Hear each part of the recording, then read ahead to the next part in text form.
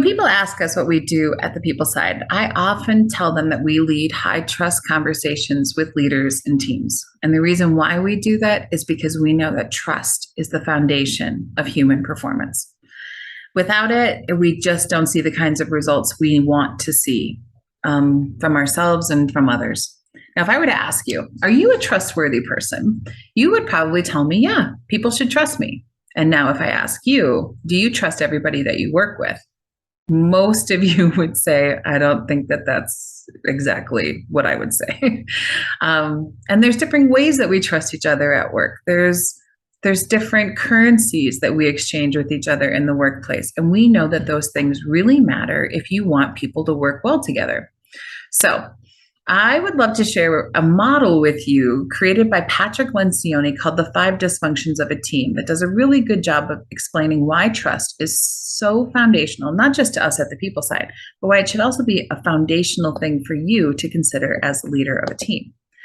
In this model, he really outlines how these 5 dysfunctions build upon each other. And it starts with this idea of an absence of trust. If there is an absence of trust within a team, then it would be natural that there would be a fear of conflict.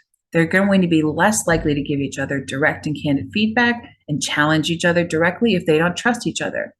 Without that, there's probably a lack of commitment to the decisions that they make together as a team. And without commitment, you're not going to get accountability.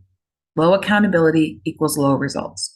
And so in order to get the results that you want, or for people to seem engaged and accountable for achieving those results that you want, you really need to look at the source code, which is trust.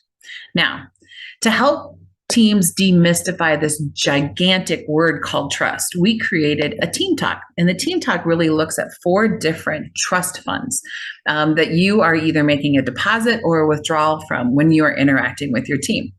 The 4 kinds of trust are competence. I trust that the people on my team are highly competent and capable of doing the job that they've been hired to do. The second trust fund is credibility. Credibility trust is the say-do ratio. You said you would do it. I trust you're going to get it done.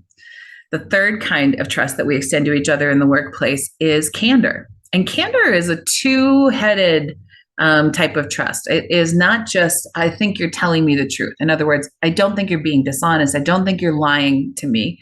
But it's also, I think that you are sharing with me the information that I need. I don't think you're hiding things from me.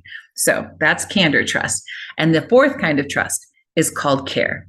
And care just means I don't think that you would hurt me personally.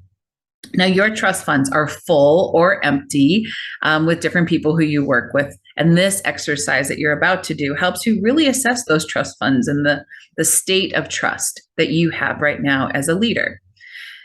This exercise is one that we do with teams quite often, and it'll be one that you're invited to do with your team after workshop number 2. This conversation toolkit will be provided to you as part of this program. So get ready to do the warm-up activity. This conversation or this activity fuels you for dialogue so that you can come into the workshop ready to have a great discussion. The content that you put into your reflection guide is not going to be required for you to share with others in this program. It's confidential and just for you. It's up to you really how much you want to share with us. But we do think that by doing the warm-up activity, you come in better able to have personalized this big topic of trust, and we'll have a much better conversation. So we hope that you enjoy the activity, and we can't wait to unpack it together.